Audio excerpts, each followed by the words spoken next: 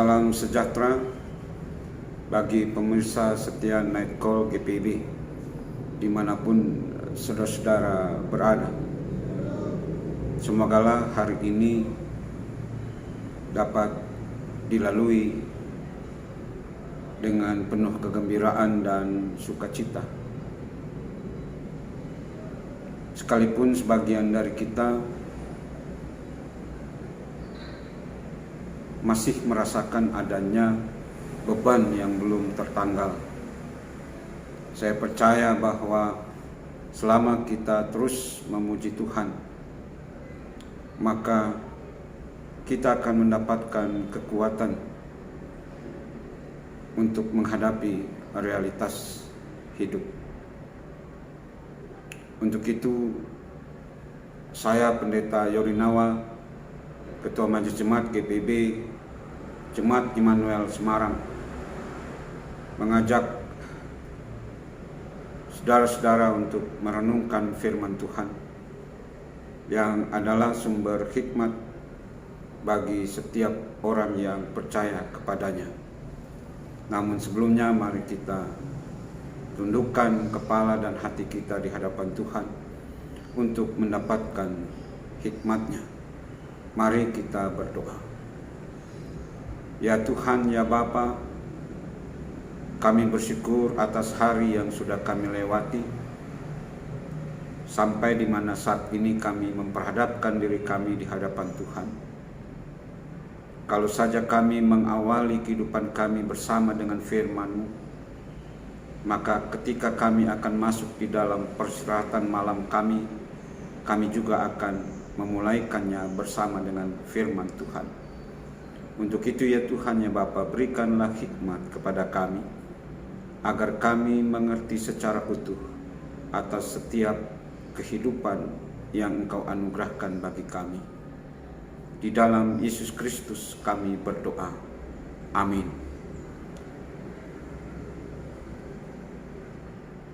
Bapak saudara yang terkasih dalam Tuhan, perenungan kita pada malam hari ini didasari oleh kitab Yesaya pasal 38 ayat 19 sampai ayat 21. Sekali lagi dari kitab Yesaya pasal 38 ayat 19 sampai ayat 21 yang dibacakan demikian. Tetapi hanyalah orang yang hidup, dialah yang mengucap syukur kepadamu. Seperti aku pada hari ini, seorang bapa memberitahukan kesetiaan-Mu kepada anak-anaknya. Tuhan telah datang menyelamatkan aku. Kami hendak main kecapi seumur hidup kami di rumah Tuhan. Kemudian berkatalah Yesaya, baiklah diambil sebuah kue ara dan ditaruh pada bara itu supaya sembuh. Demikianlah firman Tuhan. Yang berbahagia tentu kita yang mendengar dan kita mau melakukannya dalam hidup beriman. Bapak saudara pemirsa setia Night Call GPIB, ketika kita bicara tentang kesempatan, kesementaraan, kefanaan,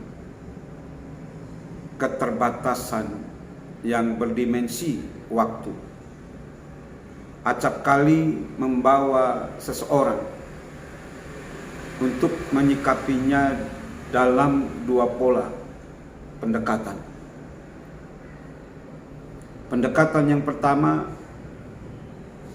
orang-orang yang menyikapi kesementaraan atau kefanaan itu dengan mengembangkan pemikiran yang kemudian kita dengar istilah mumpung atau selagi atau juga kebetulan. Nah, istilah Mumpung ini kemudian melahirkan mumpungisme, yang adalah suatu anggapan yang menghalalkan mencari keuntungan selagi masih berkuasa, selagi punya kedudukan, atau selagi ada kesempatan. Dari definisi seperti itu menjadi jelas bahwa istilah mumpung dan apalagi mumpungisme lebih bermuatan serta berkonotasi negatif ketimbang positif. Mumpung akan mendorong seseorang untuk melakukan apa saja tanpa mempedulikan norma-norma yang ada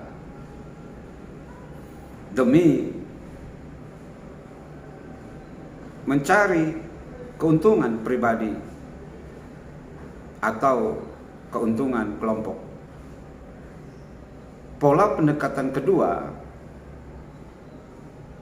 adalah mereka yang menyikapi kesementaraan dan atau kefanaan itu dengan mengembangkan pemikiran bahwa waktu yang ada, jabatan yang dipercayakan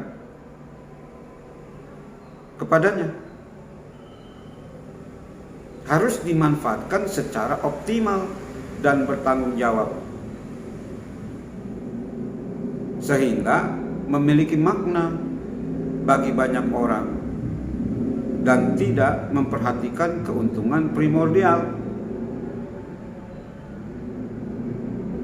Dalam konteks pemikiran seperti ini, maka waktu dan kesempatan yang ada adalah semata-mata anugerah Tuhan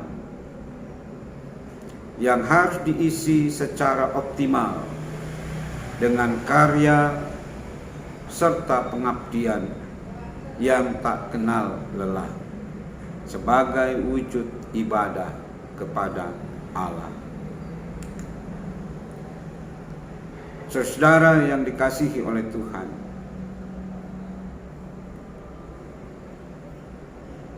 andai kata sosok dan figur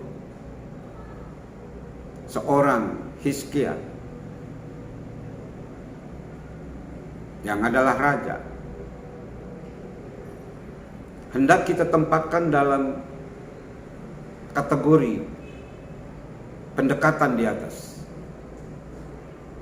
maka sangat jelas bahwa Hizkia termasuk dalam kategori mereka yang mengembangkan pola pendekatan yang kedua. Tentu bisa kita bandingkan dengan ayat 18 sampai ayat yang ke-19. Di sana dia katakan, sebab dunia orang mati tidak dapat mengucap syukur kepadamu, dan maut tidak dapat memuji-muji engkau.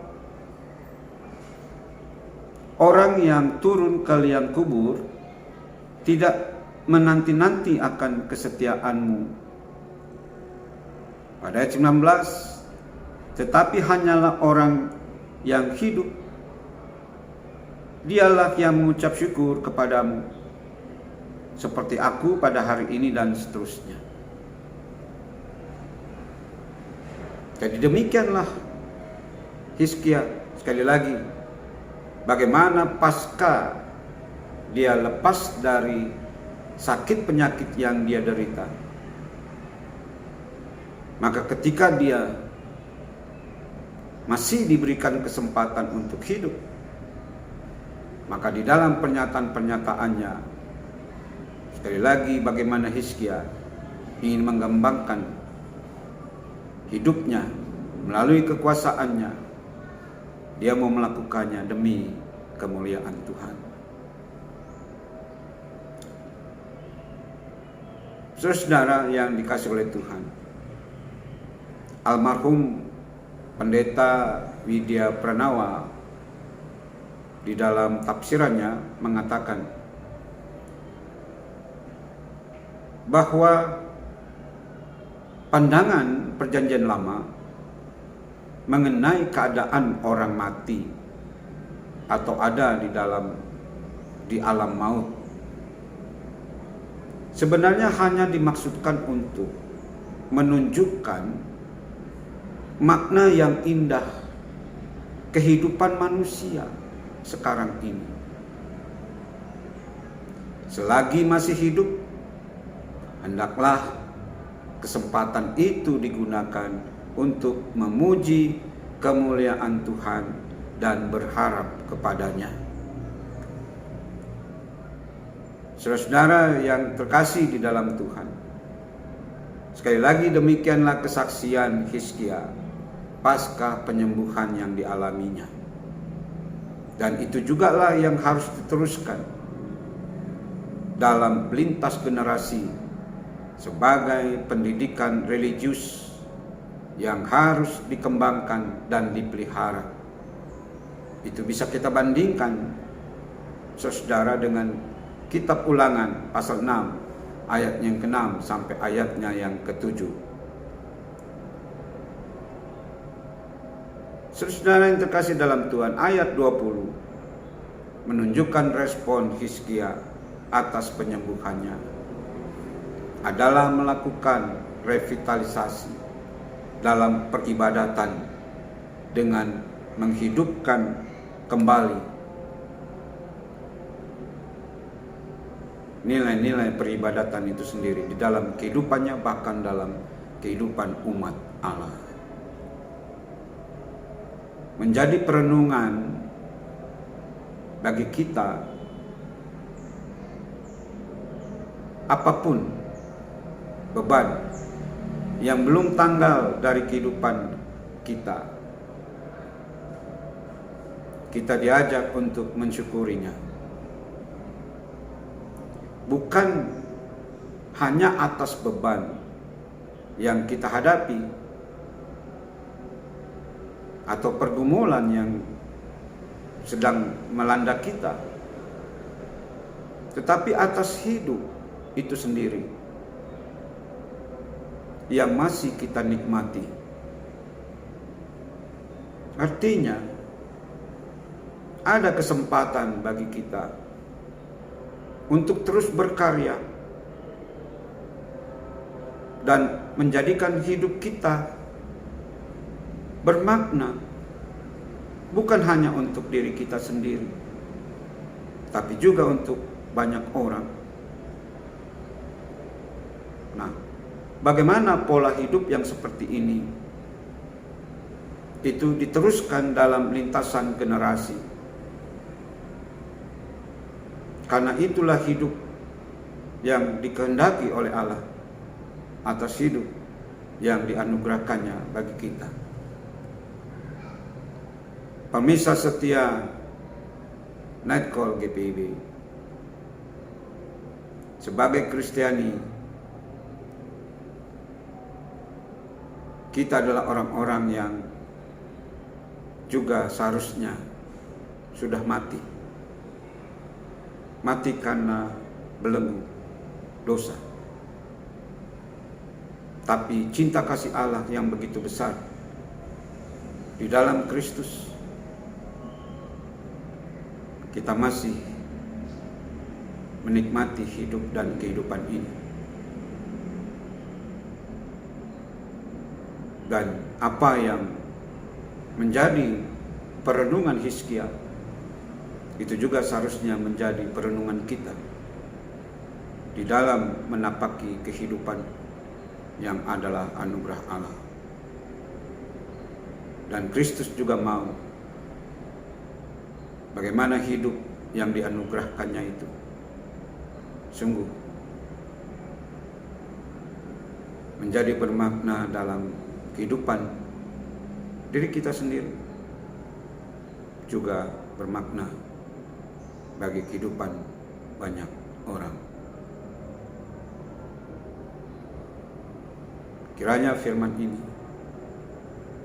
membawa kita dalam perjalanan kita di malam ini dengan tenang dan damai, dengan rasa syukur, walaupun masih ada beban yang belum tertanggal. Tapi kiranya firman ini mengantar kita mensyukuri bahwa kita masih ada dalam ruang waktu, kita masih ada di dalam kesempatan untuk